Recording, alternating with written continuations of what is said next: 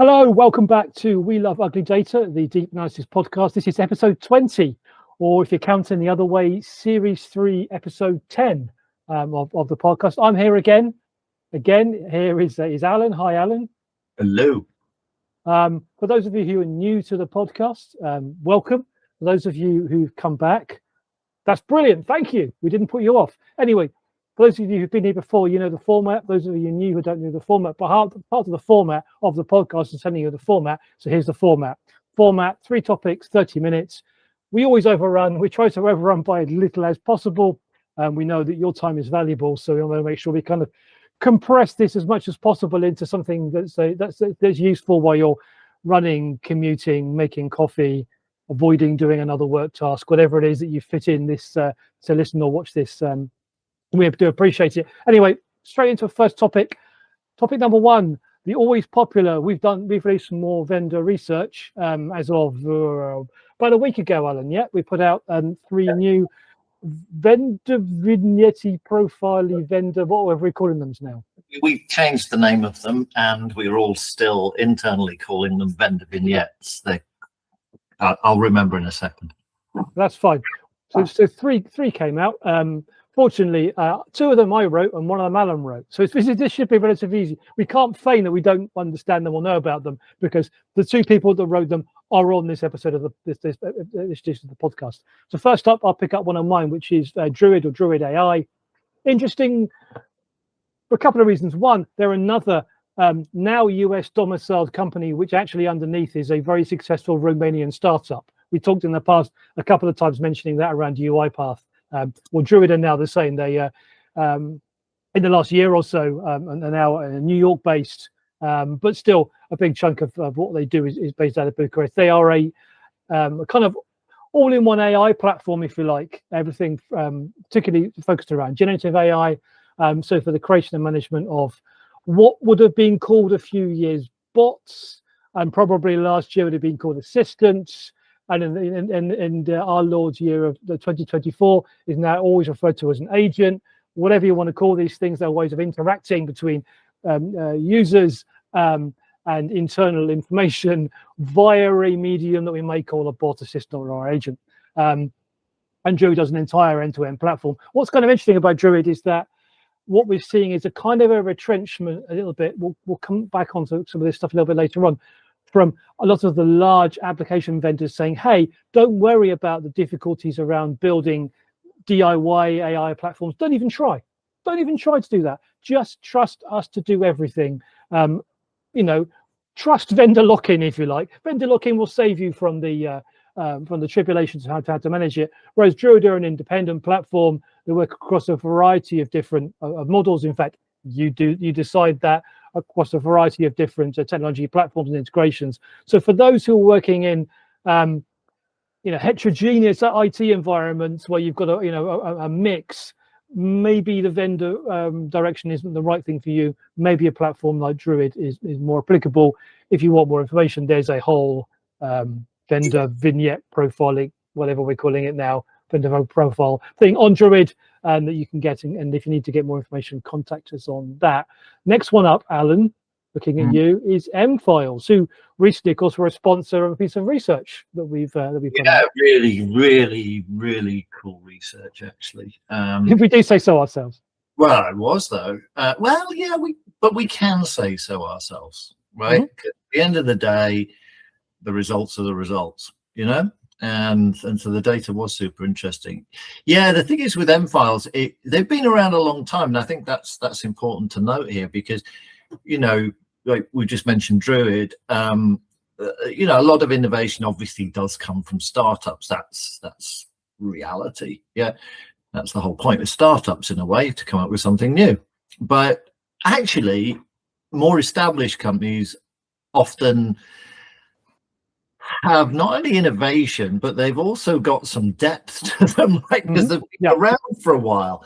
And M-Files is a case in point here. I mean, so M-Files, if you're familiar with them, if you're not familiar with them anyway, you'll typically see them working alongside Microsoft, basically, right? SharePoint situations. And that's what it's been built to do.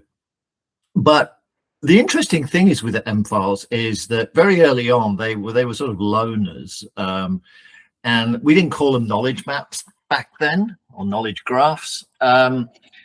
But yeah, maybe technically wasn't that, but it was something similar to that anyway. So they were really focused on the metadata and making associations between files.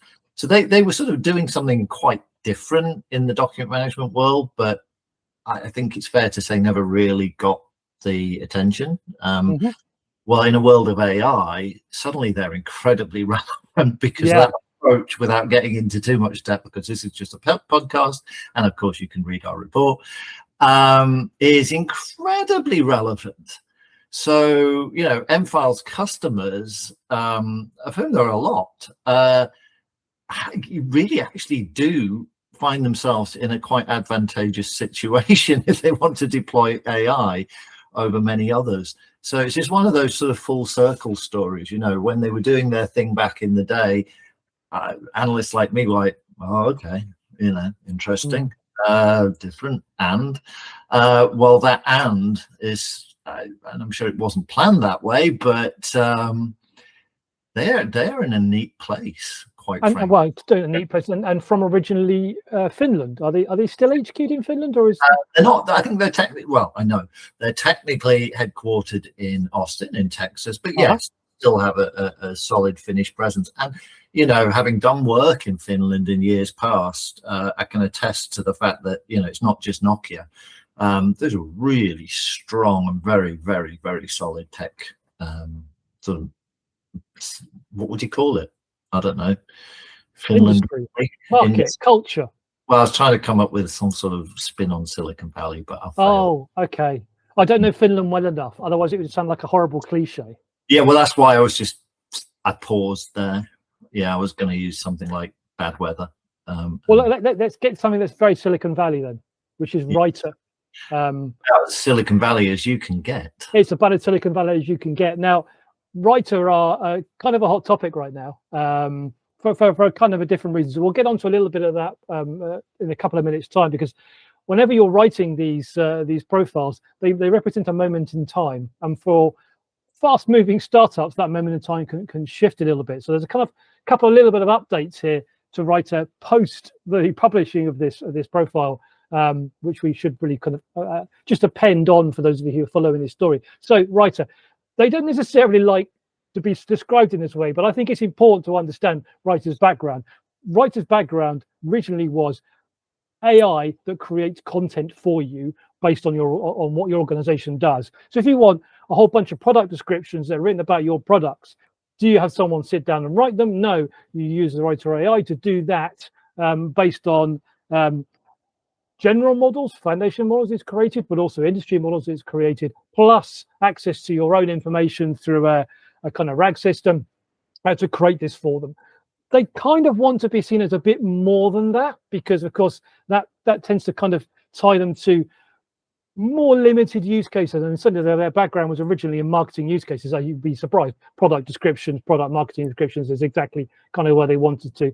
But now, particularly as they've got into generating their own models for financial services and those for healthcare, particularly, they really want to get more into those regulated spaces with specific market language, a lingua franca that they want to manage. So it's basically it's doing that based on their own developed models.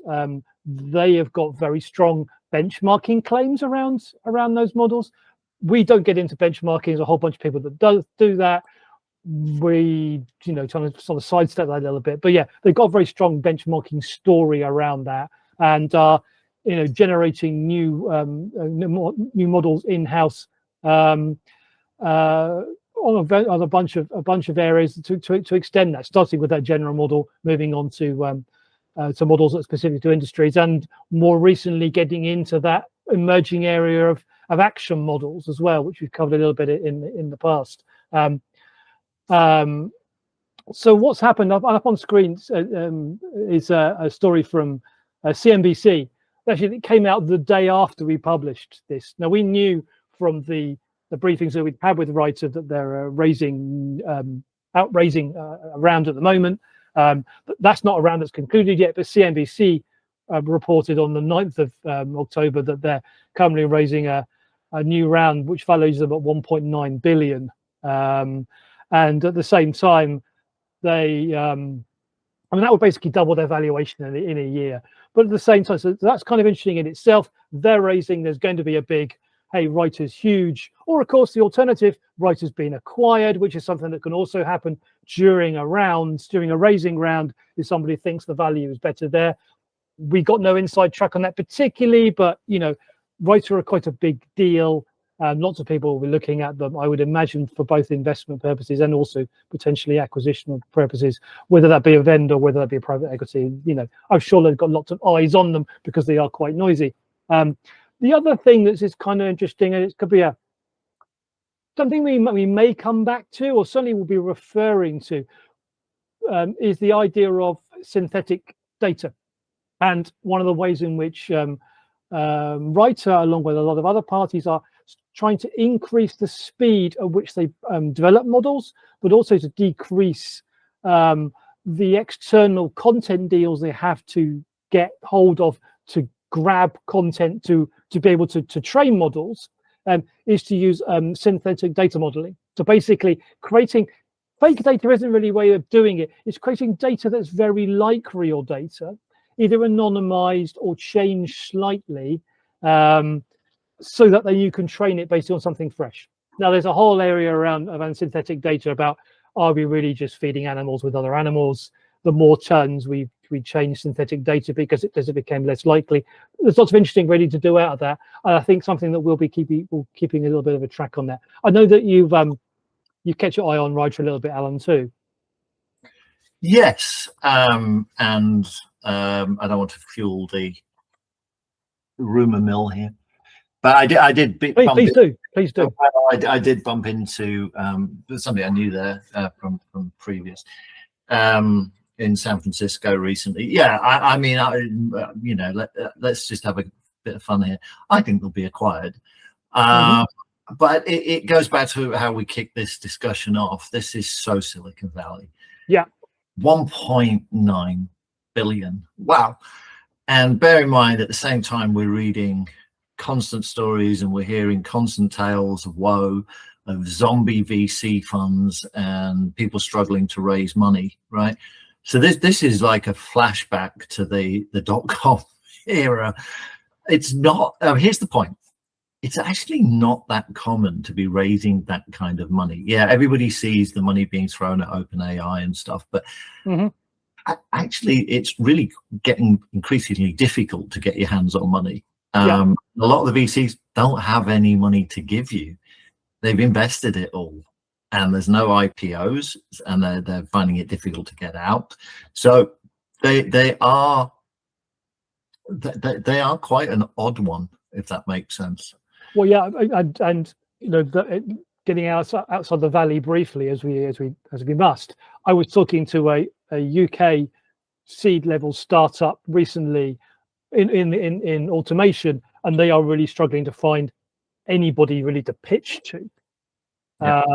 Interesting product, interesting idea, very early stages, but just getting development capital for them in the UK is extraordinarily difficult. And we're talking about, 6-figure sums, 5-figure sums for these kind of organizations, not 8-9-figure sums that we're talking about around AI right now. So it's a kind of not just a different world, it's like a different universe.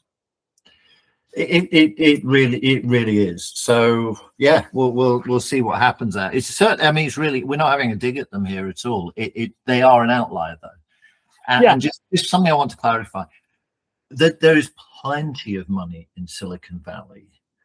This is maybe a topic for another day, but there's plenty of money. It's just not very much of it is liquid at the moment. It's quite hard to get your hands on. There's no shortage of it. It's just a lot of it's locked up.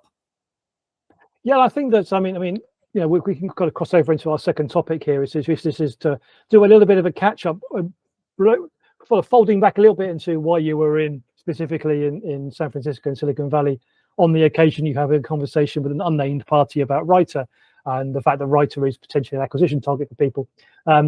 but also a little bit around kind of our latest installment of AI agents and what's going on with them. I wrote a piece last week, which is up on screen now, called "Forever Friends: AI Agents and Automation," and where I said that, and I'm just reading the Paul quote here, which is, "The agents have dominated this year's AI announcements, promising to simplify the way in which you work, transforming previously complex processes." Now, if that sounds like the promises you already made on automation, then you would be exactly right, because the way in which the AI agents, I'm not going to use the agentic word, one just did. That's kind of failed there. But I don't like that word, but and the way that word feels in my mind. But the way that the AI agents is playing out is that this is really a kind of process orchestration story. So this is becoming less about pure AI, but AI as a way of orchestrating processes. And behind the scenes, you need large amounts of heavy lifting, either to already be done or to be planned to be done, or most importantly, to be budgeted to be done, in order for AI agents to work out. Now, this was really a way of wrapping up a set of announcements, and we'll come to something maybe more specific in a moment, that have happened from some of the large application vendors this autumn, this fall rather. I should make sure I've switched to my US lexicon when I do this podcast. And one of those was why Alan was in San Francisco, which was for Salesforce's Dreamforce event. Now, that happened, if you remember, just after the last podcast. We kind of foreshadowed it a little bit because it was blindingly obvious to everybody, because they couldn't keep their mouths shut about how excited they were about it, that Salesforce were going to be doing this Dreamforce. I wrote something about it. Alan wrote something about it. And together, again, don't have to keep up with all these various things. They will be in the show notes. There'll be links there. All this stuff is completely available to you.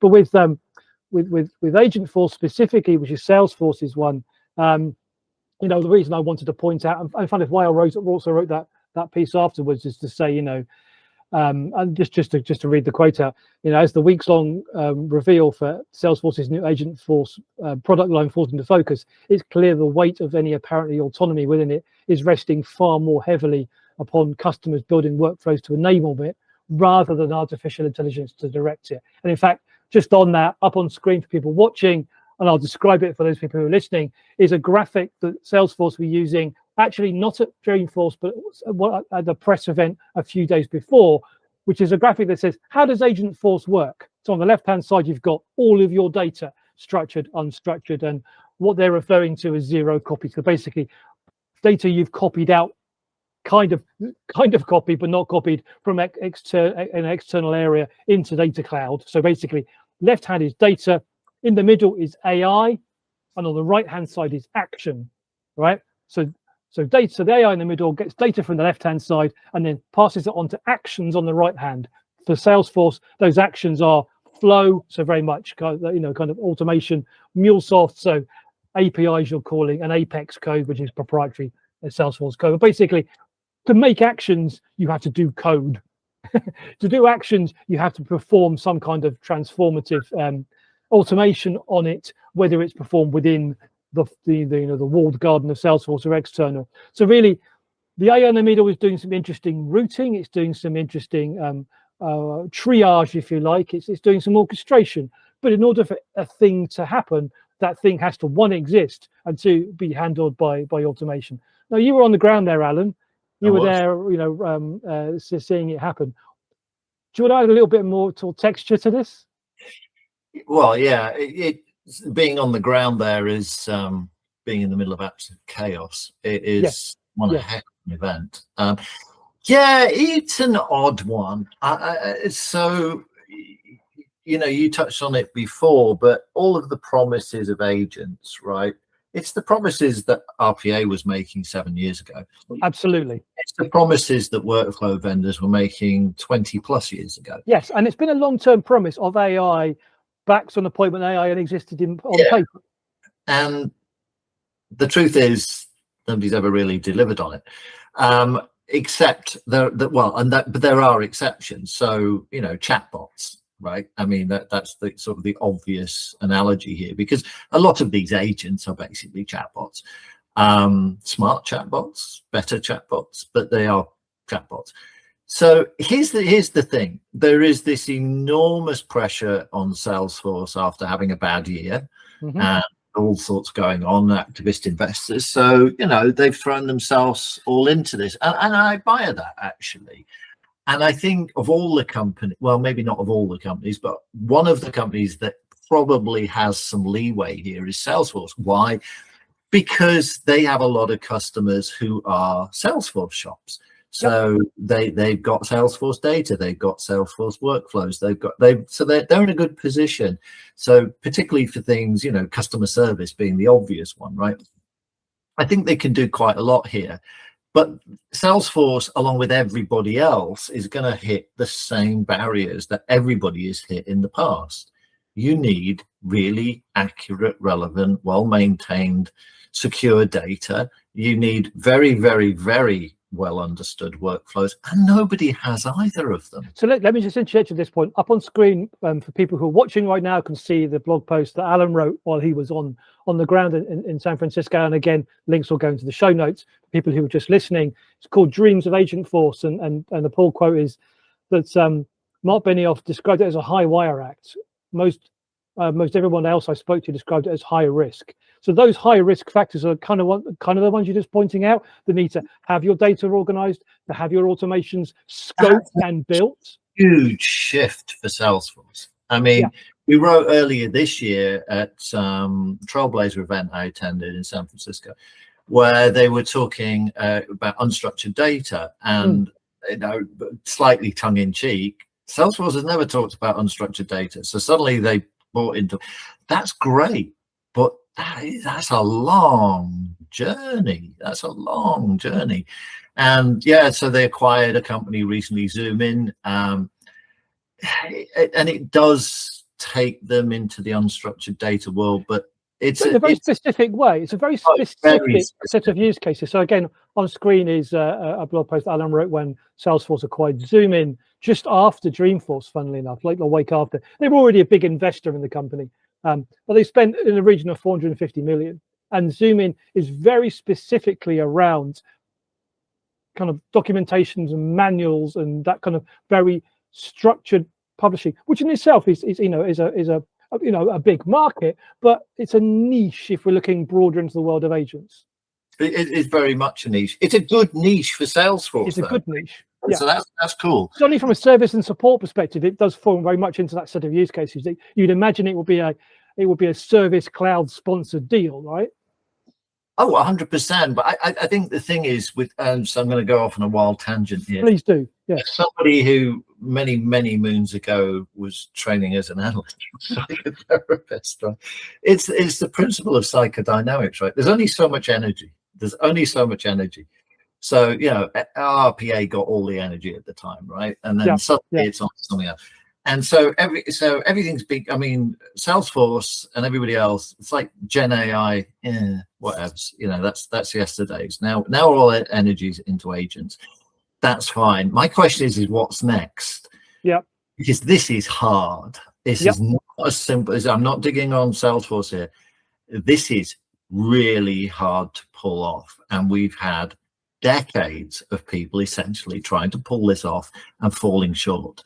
So there will be use cases where it's transformative. I wouldn't argue against that for a second. And you just mentioned, like with the Zoom In acquisition, product manuals and whatever, right? Structured, sort of semi-structured data, we might call it, right? There's definitely some great use cases here, but the promise is on a much bigger scale. And I think it's something that's worth adding. The people we're not talking about here is Microsoft. In fact, by enough, we do actually reference they've made some announcements. Probably a week after this podcast comes out, we should have some updates on Microsoft. No, they do understand unstructured data. Are they finding this any easier? No, they are not. No. So even if you have a big legacy in the world of managing unstructured data, does not mean you find this easier.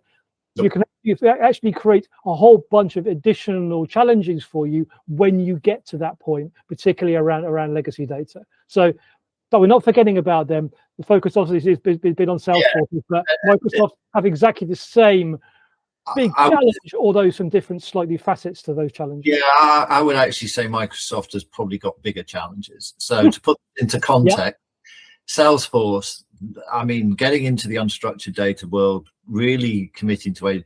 This is a high wire act. He's absolutely right. This is huge. So it's not a criticism. It's an acknowledgement. This is massive, and it's going to take a lot of work. Microsoft, we can probably talk about on another podcast. I actually think they've got a tougher challenge than Salesforce. So let's pause that one, because I think that's a really interesting thing, and I do not want to crowd out what was a really important discussion around Microsoft Copilots, SharePoint 365 and everything else. What I do want to make sure we don't crowd out again is to have a discussion about Brazil, which we kind of promised we would do last month, and then events happened and we couldn't.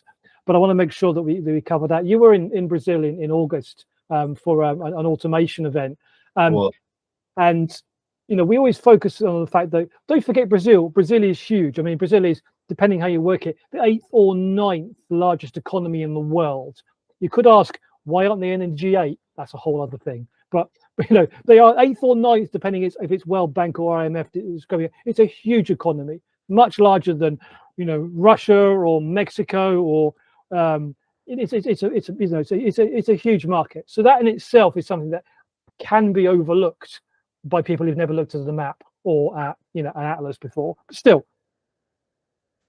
Yes, it is overlooked, and without getting into the politics of it, it's certainly been overlooked by I am getting into the politics of it.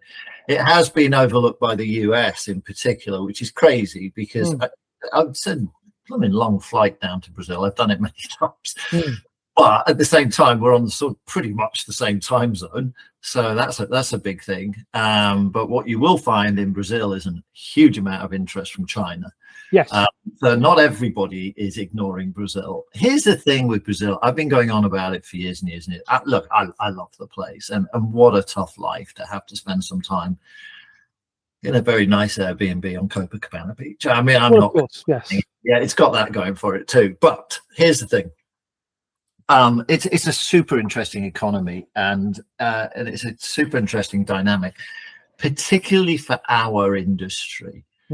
Because one of the things we complain about, whether we're on the workflow / automation side, or we're on the data / information management side of the equation, or somewhere in between, biggest complaint we have is lack of people who know what they're doing, right? Technology is pretty good, it's fantastic technology, but very few people actually know what they're doing with it. It goes back to the agent discussion. So it all feeds to one. Here's the thing: in Brazil, they do know what they're doing. It's a profession. It's a profession. When I'm talking to people down there, I'm like, whoa, you really know your stuff. So that's pretty awesome. And when it comes to automation, I mean, RPA is big. It is big. But what really caught my attention, and I was really surprised by it, was process mining. And I mean, we don't have hard statistics here. We've got them from the US from a recent survey, but we don't have them for Brazil. But from what I was picking up, pretty much every big automation project starts with process mining. That's brilliant. Comes down to it. And that is a lesson we should all learn, because we've been ringing that bell for a long time. Process mining doesn't do all your business analysis for you. Process mining often throws up way more problems than you thought you had, and you might not like that. But that's the sort of technology you should be using. And here we're guessing things. Back to the agent thing, which is tied to RPA, right? You can't guess. It's not going to work. It's just not going to work. So here's a country that I could see adapting into this agent-based sort of mindset quite quickly. Well, that was exactly where I was kind of going to, and you got there without me having to prompt you, which is what we've been saying here in the sort of last segment was, hey, AI agents are great. However, there's a big predicate you need to be successful with it, and it's all the automation to be done. And as we know, and we've talked about in the past, huge areas are at least brownfield, but certainly greenfield within the part of the world that we live in. What you're saying about Brazil, with a huge banking base, a huge industrial base, is not only have they got all of that, they're generating, you know, a very large GDP, but also they've heavily invested in automation and getting automation right. Now, I would say, hey, if agents are the cherry on the top of that, as long as you've got the predicates in place, that would suggest that the Brazilian market is pretty well placed to take advantage of the bounty that agents are apparently going to deliver. Very well placed. And again, I'm so going to put my hands up and say, I know, you know, I know very little about the Chinese technology sector, software sector, enterprise software sector. I don't know, but I do know that one of the early players, who I'm blanking on now, was a Chinese-based RPA player. Layer. That Layer, thank you. Yeah. So I mean, yeah, my pronunciation may not be correct, but I know the word I'm trying to say. Yeah, no, and you know, because they were like this dark horse, like, yeah, keep coming up, and then you think, whoa, yeah, they do keep coming up. It's just a big Chinese place, and they are covered in our market sizing. When they work within the work intelligence market sizing, they are one of the vendors that we do track in there. It is harder to track them, but they are tracked in there. Yeah, and so Brazil's. I mean, I'm just a flag waver for Brazil, to be honest. I think just specifically our clients here at Deep Analysis, seriously, man, look at the country and don't come up with excuses like they speak Portuguese and it's bureaucratic. The US is bureaucratic too. Well, yes, they do speak Portuguese. They do speak Portuguese. However, the version of Portuguese is significantly easier to understand than the version of Portuguese they speak in Portugal. Well, much easier to understand. I have to ask my wife Sandra, who is fluent in Portuguese.